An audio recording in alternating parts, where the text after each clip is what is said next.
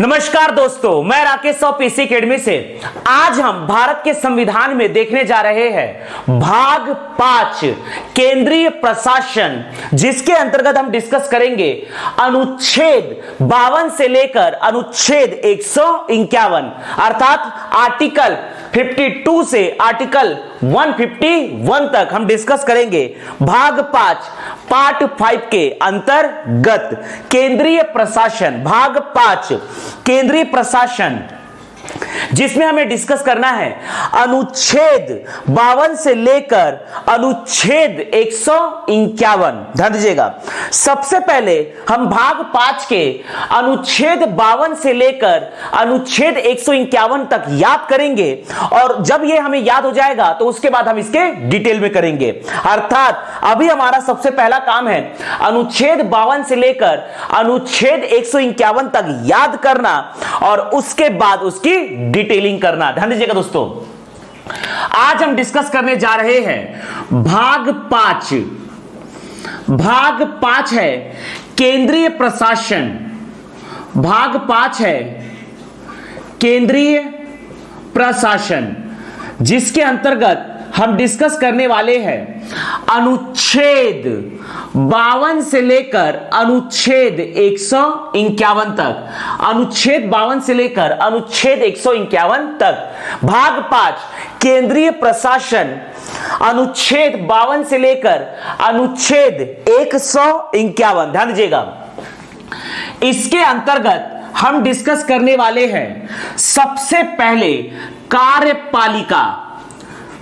इसके अंतर्गत हम डिस्कस करने वाले हैं सबसे पहले कार्यपालिका, और कार्यपालिका में हम पढ़ेंगे अनुच्छेद 52 से लेकर अनुच्छेद 78 तक। सबसे पहले हम डिस्कस करेंगे कार्यपालिका, जिसके अंतर्गत हम डिस्कस करेंगे अनुच्छेद 52 से लेकर अनुच्छेद 78 तक, और इसके बाद हम डिस्कस करेंगे विधायिका।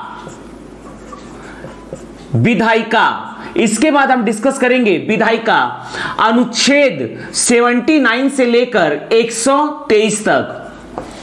इसके बाद हम डिस्कस करेंगे विधायिका अनुच्छेद 79 से लेकर अनुच्छेद 123 तक। इसके बाद हम डिस्कस करेंगे न्यायपालिका। न्यायपालिका हम डिस्कस करेंगे अनुच्छेद 124 से लेकर अनुच्छेद 147 तक। न्यायपालिका अनुच्छेद 124 से लेकर अनुच्छेद 147 तक, यह आपका है न्यायपालिका। और लास्ट में डिस्कस करेंगे controller and auditor general of India. Controller and auditor general of India, Bharat का नियंत्रक एवं महालेखा परीक्षक। ध्यान दीजिएगा, इसके बाद हम डिस्कस करेंगे CAG, controller and auditor general of India, अर्थात भारत का नियंत्रक एवं महालेखा परीक्षक। इसे हम डिस्कस करने वाले हैं अनुच्छेद 148 से लेकर अनुच्छेद 151। ध्यान दीजिएगा दोस्तों, आज हम डिस्कस करने जा रहे हैं भाग 5 केंद्रीय प्रशासन, अनुच्छेद 52 से लेकर आर्टिकल 52 से लेकर आर्टिकल 151 तक, जिसमें हम डिस्कस करेंगे कार्यपालिका अनुच्छेद 52 से लेकर अनुच्छेद 78। इसके अंतर्गत हम डिस्कस करने वाले हैं सबसे पहले राष्ट्रपति। कार्यपालिका में सबसे पहले हम डिस्कस करेंगे राष्ट्रपति।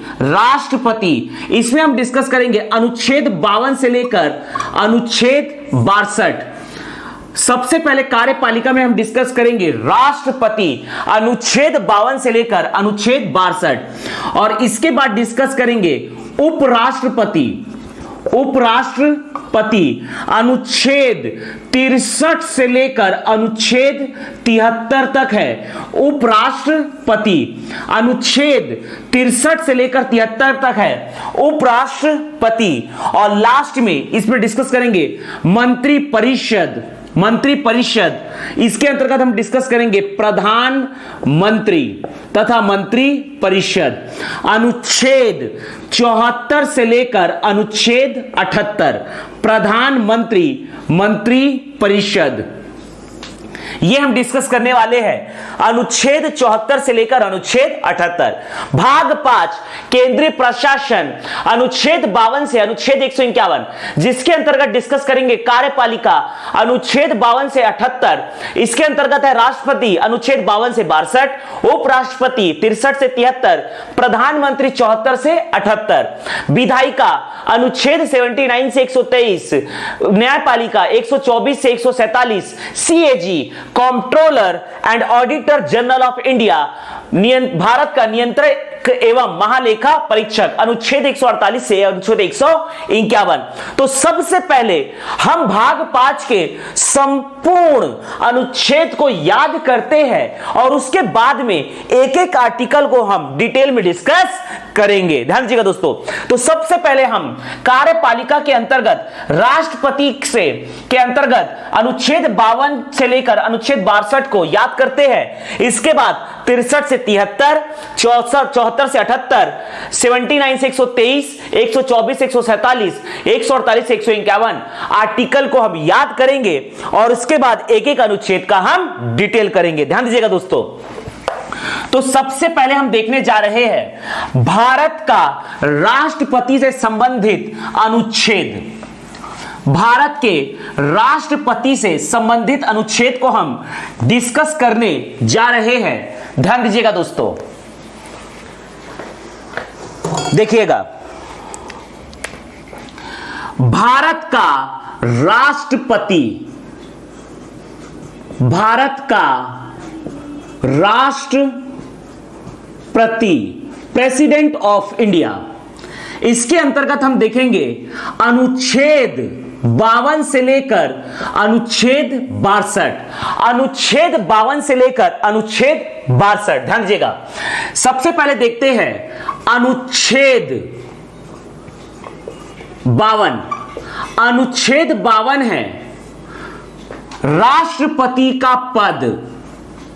अनुच्छेद 52 है राष्ट्रपति का पद।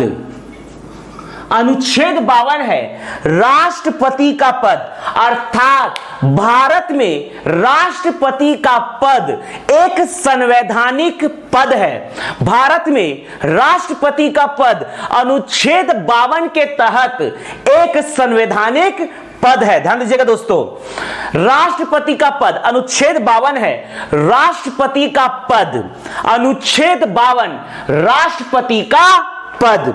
भारत के राष्ट्रपति का पद यह प्रेरित है अमेरिका के संविधान से, अर्थात अमेरिका के संविधान से भारत में राष्ट्रपति पद को लिया गया है।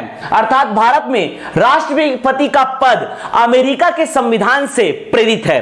भारत में राष्ट्रपति का पद अमेरिका के संविधान से प्रेरित है, लेकिन राष्ट्रपति की शक्तियां ब्रिटेन के सम्राट या महारानी के समतुल्य है।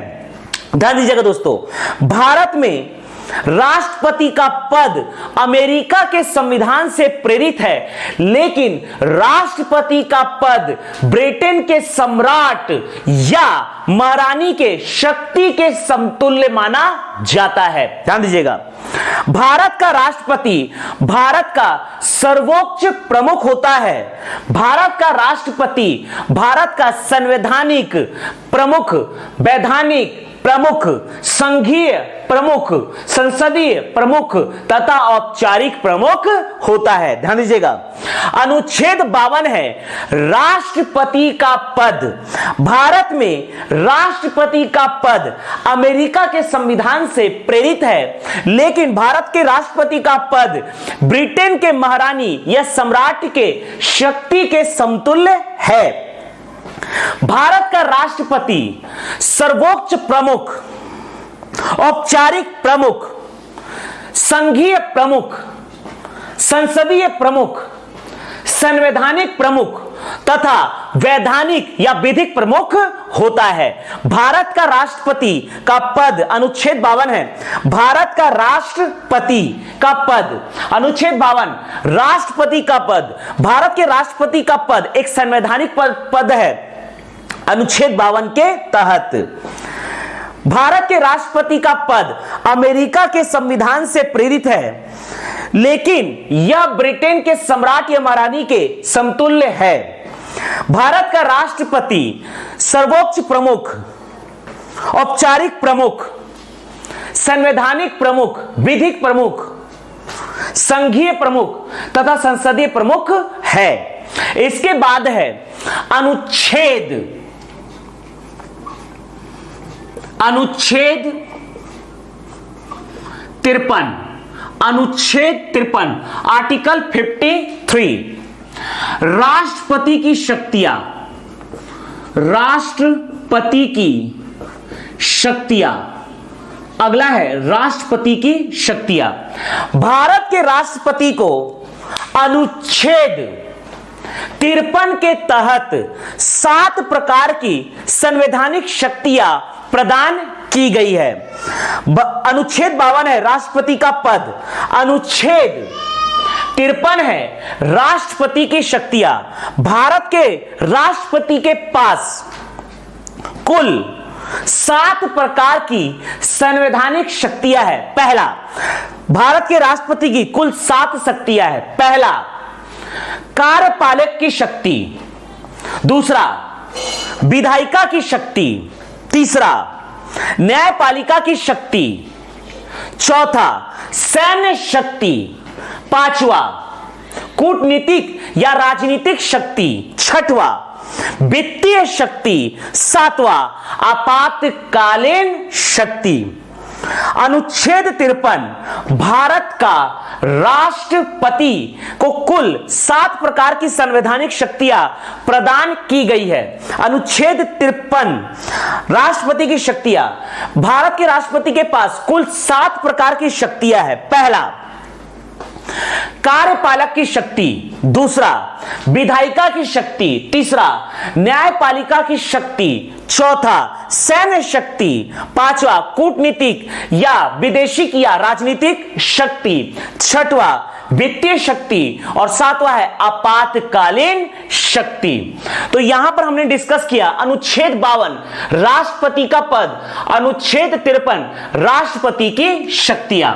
इसके बाद हम देखते हैं दोस्तों, ध्यान दीजिएगा, अनुच्छेद 52-53। अनुच्छेद 52-53 के बाद 2 अनुच्छेद दिमाग में बैठाइए। अनुच्छेद 54, अनुच्छेद 54 है राष्ट्रपति का निर्वाचक मंडल। राष्ट्रपति का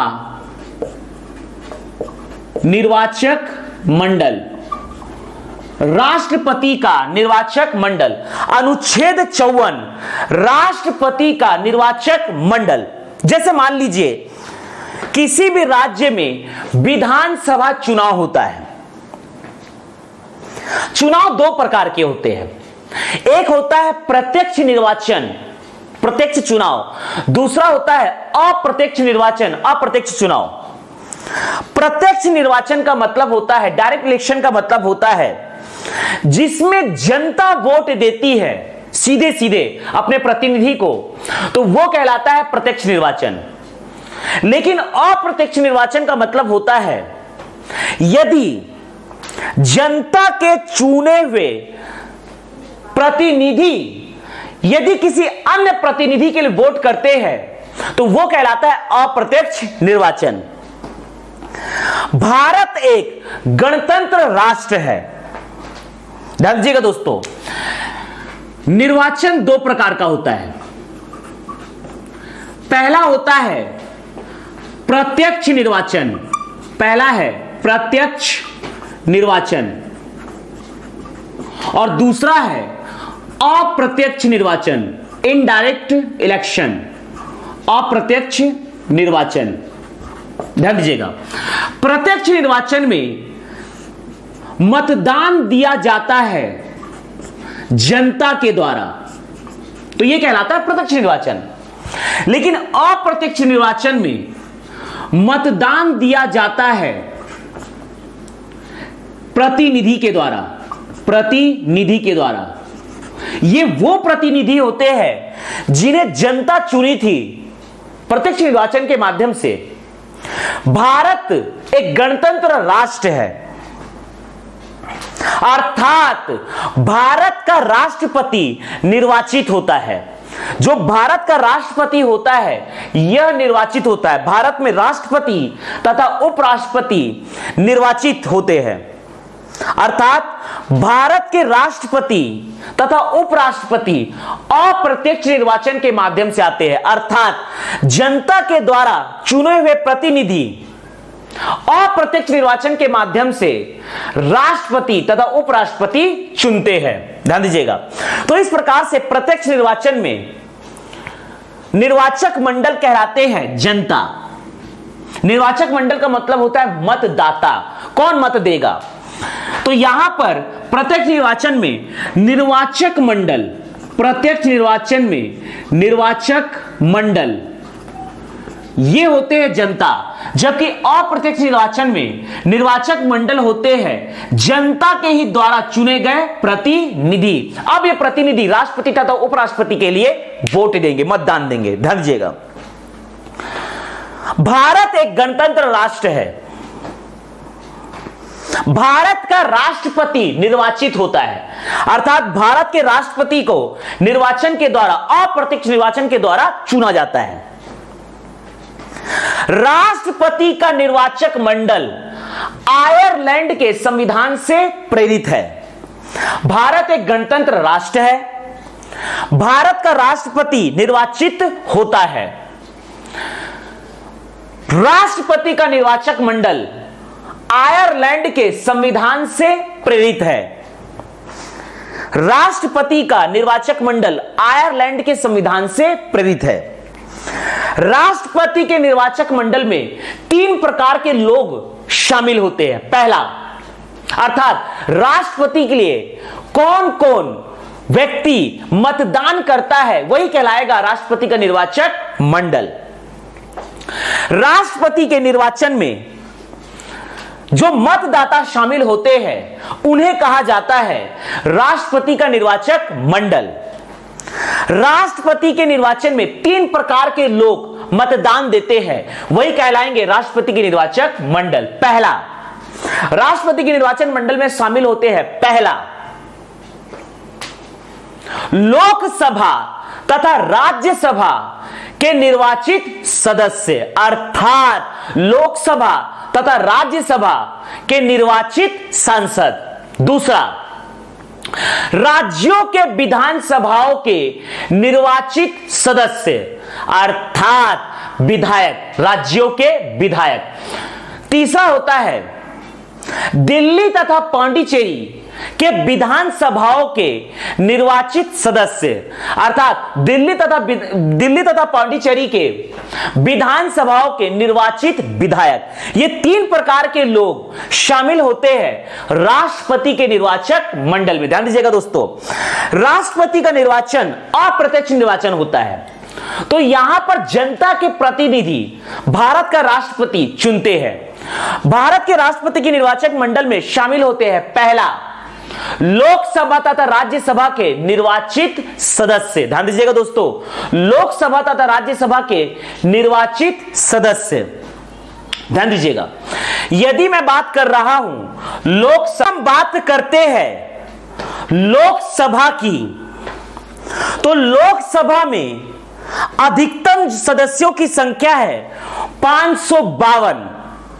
वर्तमान में लोकसभा में सदस्यों की संख्या है 545।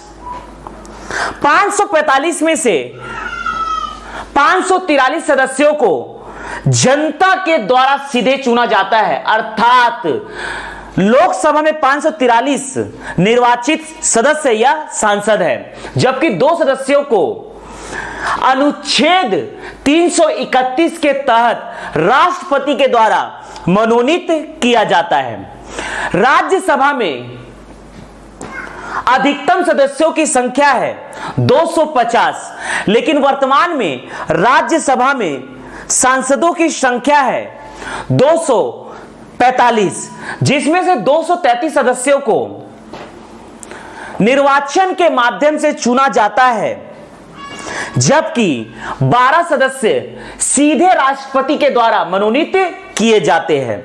तो इस प्रकार से राष्ट्रपति का निर्वाचक मंडल, भारत के राष्ट्रपति के निर्वाचक मंडल में 3 प्रकार के लोग शामिल होते हैं। पहला, लोकसभा तथा राज्यसभा के निर्वाचित सदस्य, राज्यों के विधानसभाओं के निर्वाचित सदस्य, राज्यों के विधानसभाओं के निर्वाचित सदस्य। और तीसरा है 17वां संविधान संशोधन 1992 के तहत दिल्ली तथा पौंडीचेरी के विधानसभाओं के निर्वाचित सदस्य। ध्यान दीजिएगा दोस्तों, यदि मैं निर्वाचित सदस्य की बात कर रहा हूं तो इसका मतलब यह है, ध्यान दीजिएगा, वर्तमान में लोकसभा, अगर मैं लोकसभा की बात करता हूं तो लोकसभा में अधिकतम सांसदों की संख्या हो सकती है 552, लेकिन वर्तमान में लोकसभा में सांसदों की संख्या है 545, जिसमें से 543 सदस्य, जिसमें से 543 लोकसभा सांसदों को निर्वाचन के माध्यम से चुना जाता है, अर्थात इन्हें जनता चुनती है। जबकि 2 सदस्यों को, 2 एंग्लो इंडियन को लोकसभा सांसद बनाया जाता है और इन्हें मनोनीत करते हैं भारत के राष्ट्रपति, अर्थात ये मनोनयन के माध्यम से आते हैं। इन्हें भारत का राष्ट्रपति मनोनीत करता है। इस प्रकार से भारत राष्ट्रपति के निर्वाचक मंडल में लोकसभा से केवल शामिल होंगे 543 सदस्य, ये 2 सदस्य शामिल नहीं होंगे, केवल निर्वाचित सदस्य ही शामिल होंगे। इसी प्रकार से अगर मैं राज्यसभा की बात करता हूं तो राज्यसभा में कुल 250 अधिकतम सदस्य हो सकते हैं। वर्तमान में राज्यसभा में सांसदों की संख्या है 245। 245 में से 233 सदस्य, 233 राज्यसभा सदस्य को निर्वाचन के माध्यम से चुना जाता है, जबकि 12 सदस्य को राष्ट्रपति के द्वारा मनोनीत किया जाता है। इनका होता है मनोनयन भारत के राष्ट्रपति के द्वारा। इस प्रकार से राज्यसभा के 233 सदस्य शामिल होंगे राष्ट्रपति के निर्वाचक मंडल में। यदि मैं बात करता हूं राज्यों की, यदि मैं बात करता हूं राज्यों की, तो हर राज्य में विधान सभा है। जैसे अगर मैं बात करता हूं छत्तीसगढ़ राज्य की, छत्तीसगढ़ विधानसभा की, अगर मैं छत्तीसगढ़ राज्य का एग्जांपल लेता हूं, छत्तीसगढ़ राज्य में कुल विधानसभा सदस्यों की संख्या है 91, जिसमें से 90 सदस्य होते हैं निर्वाचित जनता के माध्यम से, अर्थात ये निर्वाचित विधायक होते हैं, निर्वाचित विधानसभा सदस्य अर्थात निर्वाचित विधायक। जबकि एक सदस्य को राज्यपाल के द्वारा मनोनीत किया जाता है, राज्यपाल के द्वारा मनोनीत किया जाता है। इस प्रकार से राष्ट्रपति के निर्वाचक मंडल में ये 90 सदस्य पार्टिसिपेट करेंगे, हर राज्य के निर्वाचित विधायक। ध्यान दीजिएगा, अनुच्छेद 331 के तहत, अनुच्छेद 331 के तहत, अनुच्छेद 331 के तहत भारत का राष्ट्रपति लोकसभा में 2 एंग्लो इंडियन का मनोनयन करता है, जबकि अनुच्छेद 80 के तहत, अनुच्छेद 80 के तहत भारत का राष्ट्रपति राज्यसभा में 12 सदस्यों का मनोनयन करता है 4 क्षेत्रों से, कला, विज्ञान, साहित्य और समाज सेवा। 4 क्षेत्रों से भारत का राष्ट्रपति अनुच्छेद 80 के तहत राज्यसभा में 12 सदस्यों का मनोनयन करता है। ध्यान दीजिएगा दोस्तों, इसी प्रकार से अनुच्छेद 333 के तहत, अनुच्छेद 333 के तहत राज्य का राज्यपाल उस संबंधित विधानसभा में एक सदस्य, एक एंग्लो इंडियन का मनोनयन करता है। ध्यान दीजिएगा दोस्तों, हम लोग यहां पर डिस्कस कर रहे हैं अनुच्छेद 54, राष्ट्रपति का निर्वाचक मंडल। राष्ट्रपति के निर्वाचक मंडल में 3 प्रकार के सदस्य, राष्ट्रपति के निर्वाचक मंडल में 3 प्रकार के सदस्य होते हैं। पहला, लोकसभा तथा राज्यसभा के निर्वाचित सदस्य।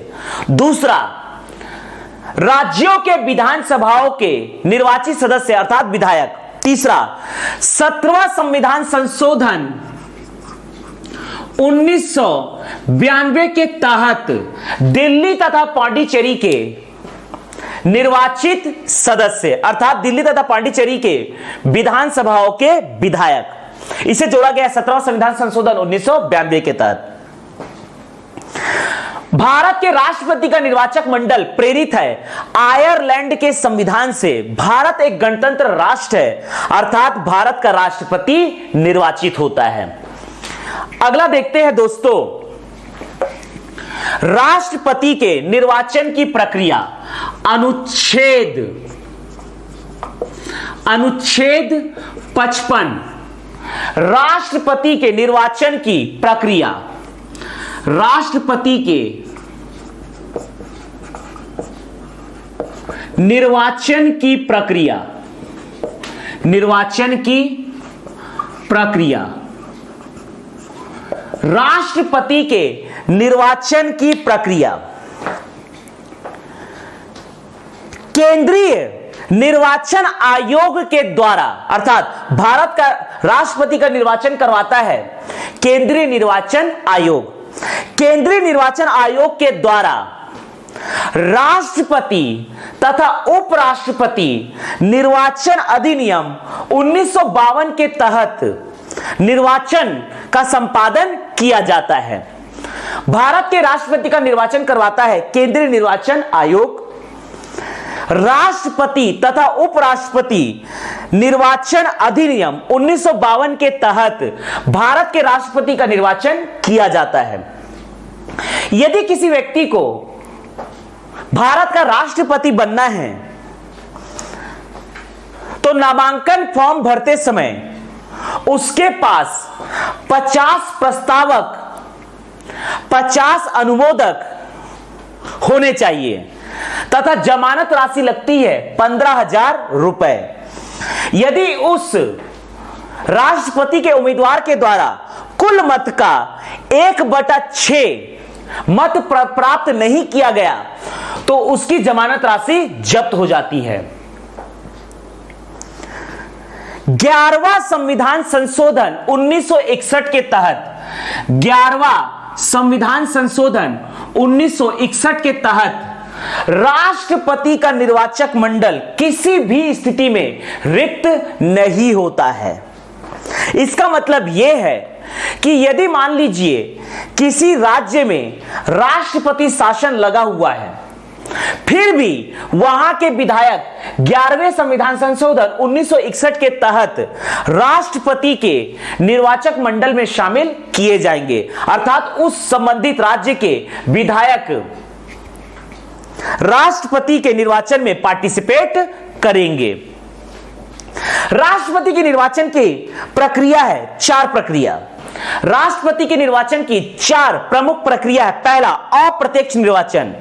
भारत के राष्ट्रपति का निर्वाचन अप्रत्यक्ष होता है, अर्थात भारत के राष्ट्रपति को सीधे जनता द्वारा चुना नहीं जाता। इसका निर्वाचन करती है निर्वाचक मंडल। भारत के राष्ट्रपति के निर्वाचक मंडल में शामिल होते हैं लोकसभा तथा राज्यसभा के निर्वाचित सदस्य, राज्यों के विधानसभाओं के निर्वाचित सदस्य तथा 17वां संविधान संशोधन 1992 के तहत दिल्ली तथा पांडिचेरी के विधानसभाओं के निर्वाचित सदस्य। दूसरा होता है, अर्थात भारत के राष्ट्रपति का निर्वाचन अप्रत्यक्ष निर्वाचन होता है। दूसरा होता है, भारत के राष्ट्रपति का निर्वाचन गुप्त मतदान के द्वारा संपादित किया जाता है। तीसरा होता है आनुपातिक मत प्रणाली, जिसे हम आगे डिटेल में डिस्कस करेंगे कि राष्ट्रपति के निर्वाचन की प्रक्रिया में यह आनुपातिक मत प्रणाली क्या है। अर्थात एक विधायक का मत मूल्य एक सांसद के मत मूल्य की तुलना में कम होता है। जैसे छत्तीसगढ़ में राष्ट्रपति के निर्वाचक मंडल में शामिल होंगे कुल 90 विधायक, जबकि लोकसभा तथा राज्यसभा के सदस्य हैं। छत्तीसगढ़ में राज्यसभा सांसद है 5 तथा लोकसभा सांसद है 11। इसका मतलब यह है कि अगर मैं छत्तीसगढ़ राज्य की बात करता हूं तो यहां पर लोकसभा और राज्यसभा के कुल सदस्य है, लोकसभा के हैं 11 सदस्य जबकि राज्यसभा के हैं 5 सदस्य, अर्थात कुल सांसद है छत्तीसगढ़ से 16। जबकि मैं बात करता हूं यहां पर विधायक विधानसभा, छत्तीसगढ़ विधानसभा की बात करता हूं तो कुल सदस्य है 90। अर्थात कहीं ना कहीं यहां पर एक सांसद का मत मूल्य, यहां पर ध्यान दीजिएगा दोस्तों, यहां पर 16 और यह है आपका 90 विधायक, कहीं ना कहीं एक सांसद का मत मूल्य 5 विधायकों के मत मूल्य के बराबर है। यही है आनुपातिक मत प्रणाली। एक विधायक का मत मूल्य सांसद के मत मूल्य की तुलना में काफी कम होता है। अगर 5 विधायक वोट देंगे तो वो बराबर होगा एक सांसद के मत मूल्य के। और मत की गणना की जाती है एकल संक्रमणी मत प्रणाली के तहत, अर्थात वरीयता के आधार पर मतदान होता है। यदि मान लीजिए राष्ट्रपति के निर्वाचन में कुल 2 कैंडिडेट खड़े हुए हैं तो आपको एक को देना है वरीयता 1, एक को देना है वरीयता 2। आप किसे ज्यादा वरीयता देना चाहते हैं यह आप पे डिपेंड करता है। इसे ही कहा जाता है एकल संक्रमणी मत प्रणाली। इसे हम काफी आगे डिटेल में डिस्कस करेंगे। अभी आपको दिमाग में रखना है कि राष्ट्रपति के निर्वाचन की प्रक्रिया केंद्रीय निर्वाचन आयोग के द्वारा राष्ट्रपति उपराष्ट्रपति निर्वाचन अधिनियम 1952 के तहत चुनाव का संपादन किया जाता है। राष्ट्रपति के नामांकन हेतु 50 प्रस्तावक, 50 अनुमोदक तथा 15,000 जमानत राशि लगती है। राष्ट्रपति के उम्मीदवार को कम से कम 1/6 मत मिलना चाहिए, नहीं तो उसकी जमानत राशि जब्त हो जाती है। राष्ट्रपति के निर्वाचन की 4 प्रक्रिया है। पहला है अप्रत्यक्ष निर्वाचन, दूसरा गुप्त मतदान, तीसरा आनुपातिक मत प्रणाली, चौथा एकल संक्रमणी मत गणना, या इसे कहते हैं वरीयता प्रणाली। आगे देखते हैं दोस्तों, अभी दिमाग में आपको अनुच्छेद बैठाना है। अगला है अनुच्छेद 56। अनुच्छेद 56 अगला हम देखने जा रहे हैं आर्टिकल 56। आर्टिकल 56 है कार्यकाल। कार्यकाल, राष्ट्रपति का कार्यकाल। अनुच्छेद 56 है राष्ट्रपति का कार्यकाल। राष्ट्रपति का कार्यकाल शपथ लेने की तिथि से 5 वर्ष का होता है। राष्ट्रपति का कार्यकाल 5 वर्ष का होता है, अर्थात राष्ट्रपति के शपथ लेने की तिथि से लेकर 5 वर्षों तक होता है राष्ट्रपति का कार्यकाल। भारत में राष्ट्रपति का पद किसी भी स्थिति में रिक्त नहीं हो सकता है। भारत में राष्ट्रपति का कार्यकाल होता है 5 वर्ष। भारत के राष्ट्रपति का पद किसी भी स्थिति में रिक्त नहीं हो सकता है।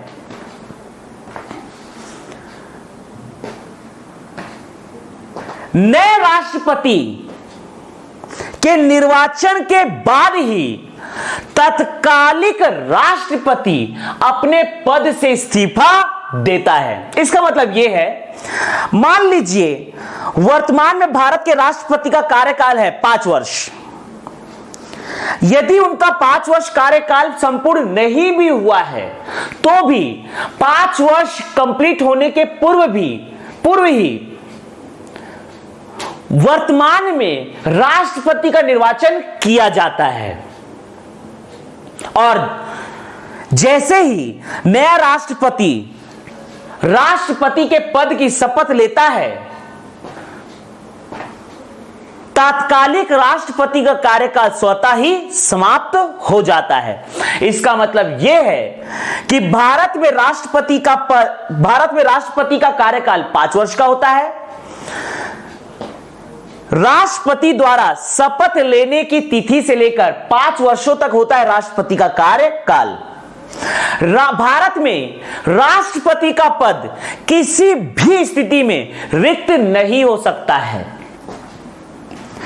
नए राष्ट्रपति के निर्वाचन के बाद ही तत्कालिक राष्ट्रपति अपने पद से इस्तीफा देता है और उसके बाद ही नया राष्ट्रपति शपथ ग्रहण करता है। या हम कह सकते हैं कि नए राष्ट्रपति के द्वारा शपथ ग्रहण करने के बाद स्वतः ही तात्कालिक राष्ट्रपति का पद समाप्त हो जाता है, कार्यकाल समाप्त हो जाता है। भारत के राष्ट्रपति का कार्यकाल 5 वर्ष होता है। किसी भी स्थिति में भारत के राष्ट्रपति का पद रिक्त नहीं हो सकता है।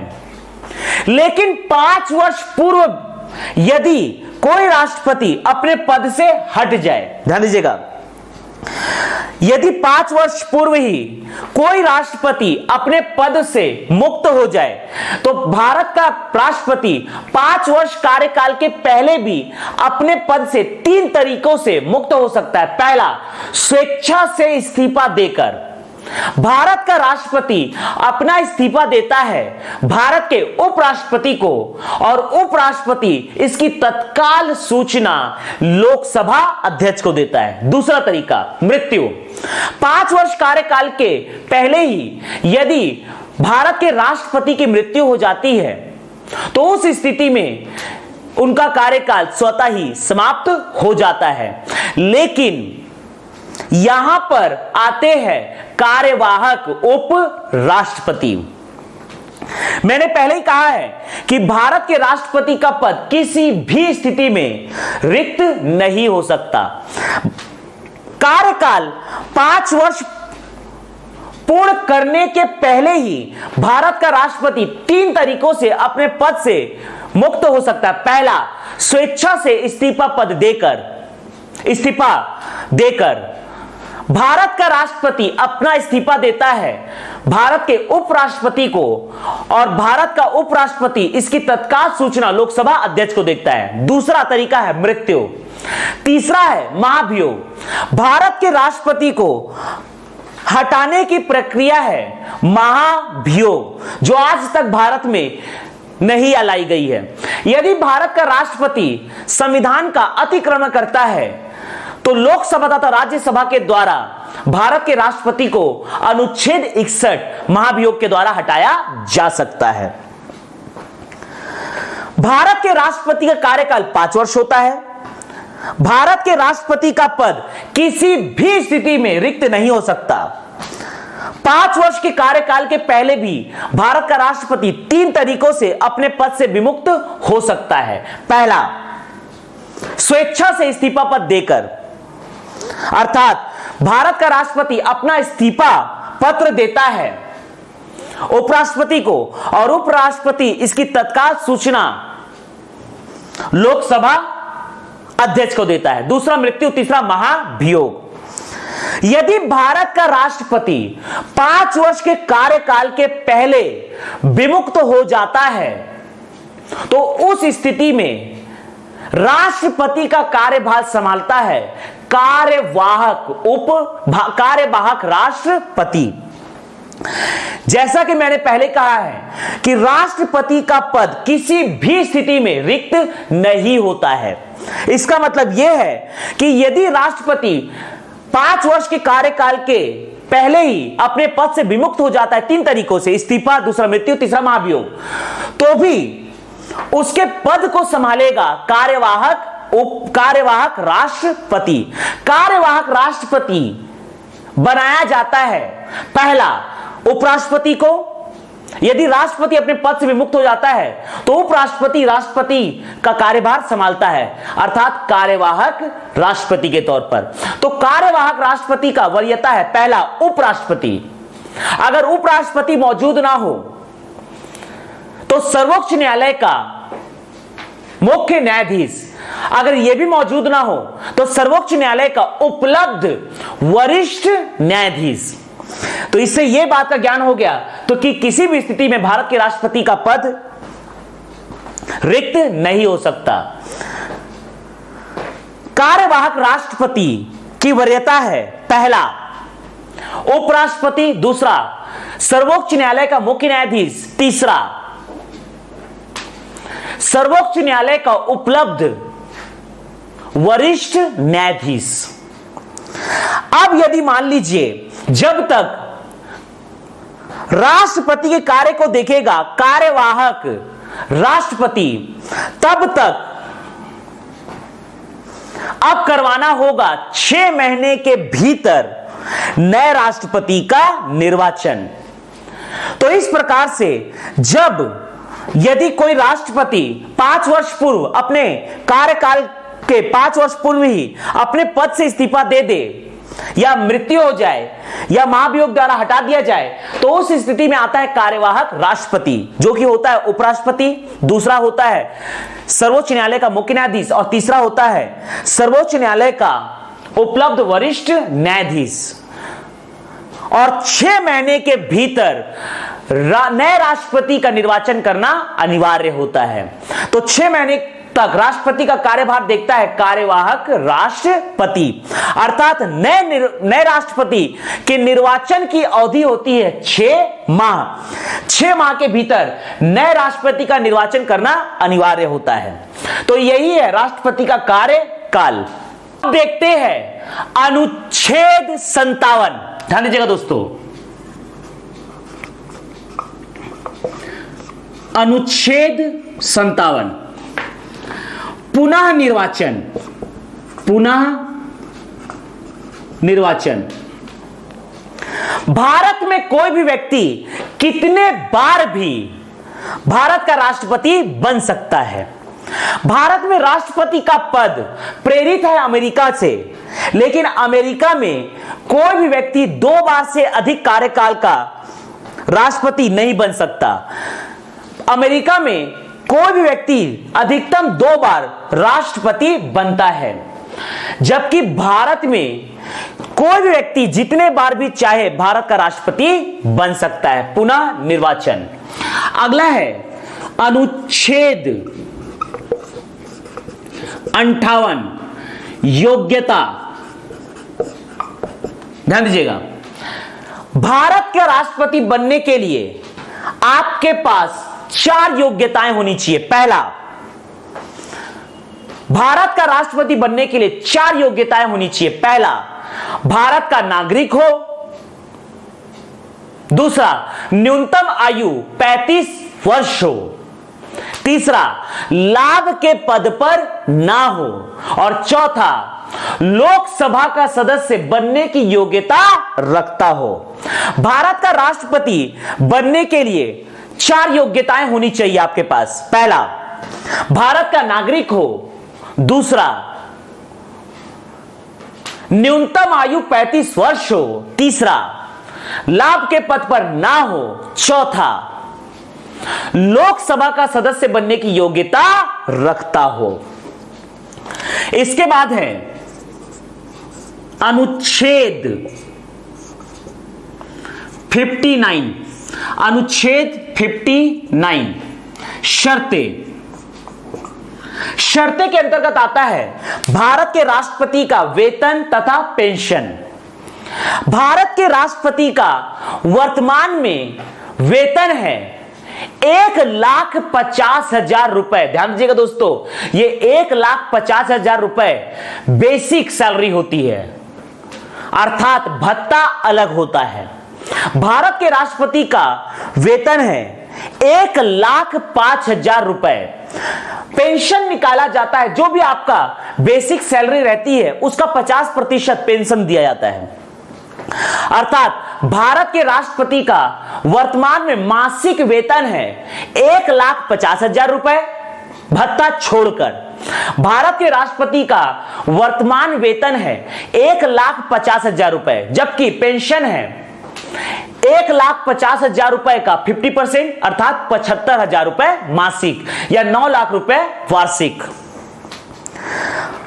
भारत के राष्ट्रपति का वेतन निर्धारित करता है, वेतन तथा पेंशन निर्धारित करता है संसद। भारत के राष्ट्रपति का वेतन है 1,50,000 रुपए मासिक, पेंशन है 9 लाख रुपए वार्षिक या 75,000 रुपए मासिक। भारत के राष्ट्रपति का वेतन तथा पेंशन निर्धारित करता है भारत का संसद। भारत के राष्ट्रपति का वेतन तथा पेंशन भारित होता है केंद्र की संचित निधि पर, अर्थात केंद्र की संचित निधि से भारत के राष्ट्रपति को वेतन तथा पेंशन दिया जाता है। ध्यान दीजिएगा, शर्तें। भारत के राष्ट्रपति का वेतन होता है 1,50,000 रुपए मासिक, पेंशन है 75,000 रुपए मासिक या 9 लाख रुपए वार्षिक। भारत के राष्ट्रपति के वेतन तथा पेंशन का निर्धारण करता है भारत का संसद। भारत के राष्ट्रपति का वेतन तथा पेंशन भारित होता है, अर्थात इसमें टैक्स नहीं लगता, और यह भारित होता है केंद्र की संचित निधि पर। योग्यता शर्तें, अगला है शपथ। अगला है अनुच्छेद 60। अनुच्छेद 60, ध्यान दीजिएगा, अनुच्छेद 60 है शपथ। अनुच्छेद 60 है शपथ। भारत का राष्ट्रपति तथा सर्वोच्च न्यायालय का मुख्य न्यायाधीश भारत के संविधान का शपथ लेता है, जबकि अन्य पद भारत में जितने भी है, चाहे वो राज्यसभा लोकसभा सांसद हो, राज्यों के विधानसभा सदस्य या विधायक हो, प्रधानमंत्री, मुख्यमंत्री, मंत्री परिषद हो, सभी की सभी शपथ लेते हैं पद एवं गोपनीयता की। अर्थात भारत का राष्ट्रपति तथा सर्वोच्च न्यायालय का मुख्य न्यायाधीश संविधान की शपथ लेते हैं। इसके अतिरिक्त जितने भी पद है भारत में, सभी के सभी पद एवं गोपनीयता की शपथ लेते हैं। भारत के राष्ट्रपति को शपथ दिलाने वाला व्यक्ति होता है पहला मुख्य न्यायाधीश का, सर्वोच्च न्यायालय का मुख्य न्यायाधीश, पहला है सर्वोच्च न्यायालय का मुख्य न्यायाधीश। दूसरा होता है सर्वोच्च न्यायालय में उपस्थित वरिष्ठ न्यायाधीश। ध्यान दीजिएगा, भारत का राष्ट्रपति तथा सर्वोच्च न्यायालय का मुख्य न्यायाधीश संविधान का शपथ लेता है। इसके अतिरिक्त जितने भी पद है, सभी के सभी पद एवं गोपनीयता की शपथ लेते हैं।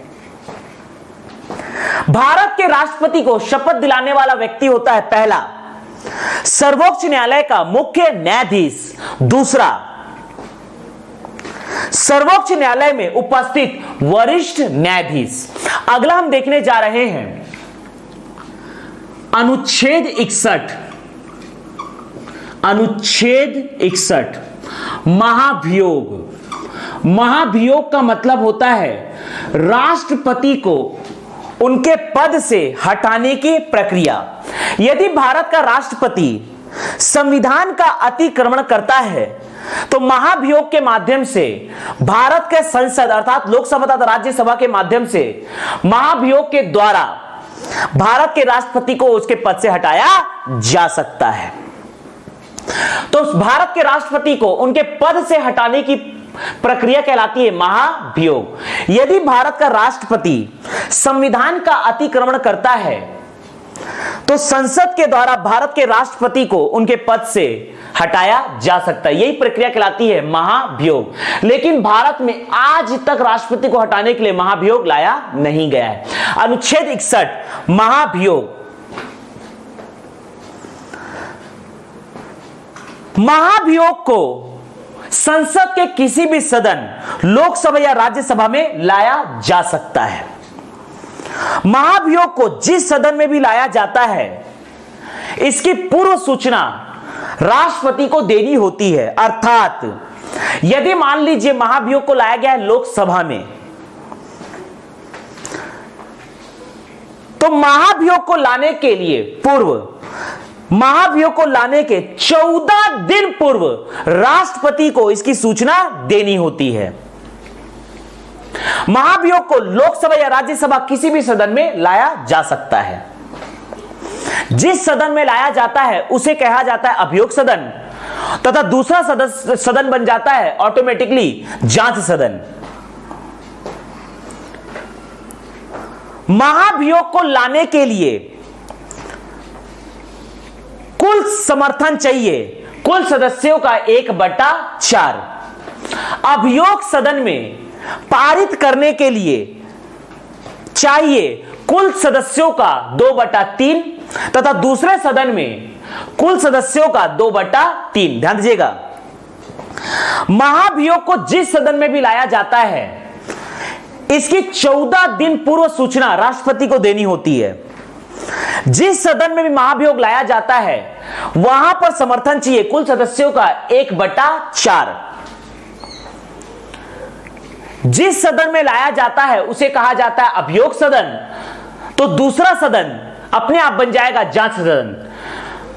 महाभियोग को पारित करने के लिए प्रथम सदन में चाहिए कुल सदस्यों का 2/3 तथा दूसरे सदन में भी चाहिए कुल सदस्यों का 2/3। अगर दोनों सदनों से पारित हो जाता है महाभियोग, तो अंततः राष्ट्रपति को अपने पद से मुक्ति देनी होती है। राष्ट्रपति को अपने पद से इस्तीफा देना होता है। यही है महाभियोग। अगला है अनुच्छेद 62। नए राष्ट्रपति के निर्वाचन की अवधि 6 माह। नए राष्ट्रपति के निर्वाचन की अवधि यह होती है 6 माह। अर्थात ध्यान दीजिएगा दोस्तों, 6 माह अर्थात ध्यान दीजिएगा, भारत के राष्ट्रपति का कार्यकाल होता है 5 वर्ष। लेकिन 5 वर्ष के पूर्व भारत का राष्ट्रपति अपने पद से विमुक्त हो जाए, इस्तीफे के माध्यम से, मृत्यु के माध्यम से या महाभियोग के माध्यम से, तो राष्ट्रपति का पद चूंकि रिक्त नहीं होता है, तो वहां पर राष्ट्रपति के तौर पर आ जाएगा कार्यवाहक राष्ट्रपति, जिसका क्रम है उपराष्ट्रपति, सर्वोच्च न्यायालय का मुख्य न्यायाधीश, तीसरा है सर्वोच्च न्यायालय का उपलब्ध वरिष्ठ न्यायाधीश। और जब तक कार्यवाहक राष्ट्रपति के तौर पर कार्य करता है, उसके 6 महीने के भीतर नए राष्ट्रपति का निर्वाचन करना अनिवार्य है। तो नए राष्ट्रपति के निर्वाचन की अवधि है 6 माह अनुच्छेद 62 के अनुसार। सीधे देखते हैं दोस्तों अनुच्छेद 72। अनुच्छेद 72 में लिखा है क्षमा की शक्ति। क्षमा की शक्ति अनुच्छेद 72 में लिखा हुआ है क्षमा की शक्ति।